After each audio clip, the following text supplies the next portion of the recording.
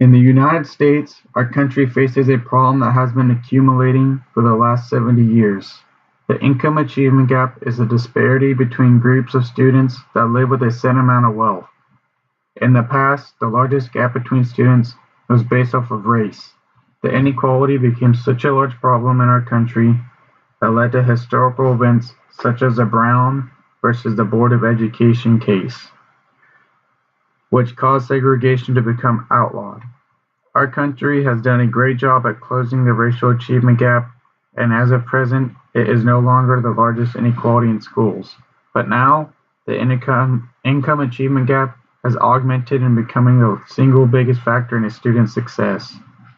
Even though many still believe that there are more important conflicts to resolve in our educational system, the facts show that low test scores and bad grades have a direct correlation between the student's wealth. Oftentimes you hear about an achievement gap between the races, between whites and blacks. However, there's very little information on income. Income inequality has real results. And what it does is it strips people of opportunity. Children that are born into poverty are close to being half as likely to graduate when compared to students with wealth. Those that do graduate do so with the lower test scores, grades, and an 8th grade educational level. The biggest factor that drives the income achievement gap is the income inequality between families in our society. With the recent recession, our country now faces effects that transcend into our schools. Many schools seem to not acknowledge the significance of the income achievement gap, but rather tend to focus more on popular problems such as racial achievement gaps. This graph shows the differing grades students get, yellow being above low income and green being low income. Each 10 points is one letter grade.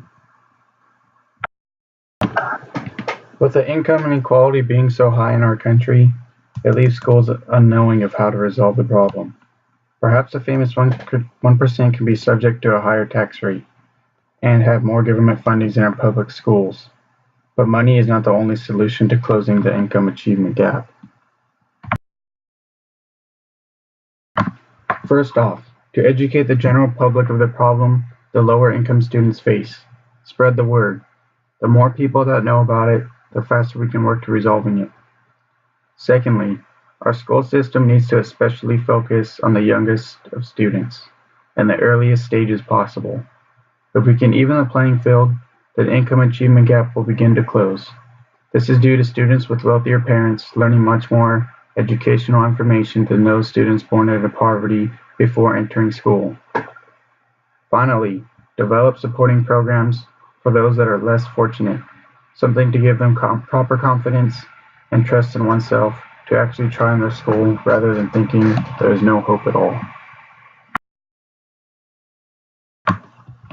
Our country is facing a crisis, and how we act upon it will decide the fate of our next generation's economy and well-being.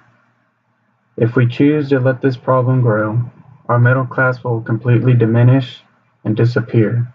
However, if our society decides to fight and resolve this problem as we did in the past with racial inequality, then our next generation will be welcomed into a country of fairness and equal opportunity.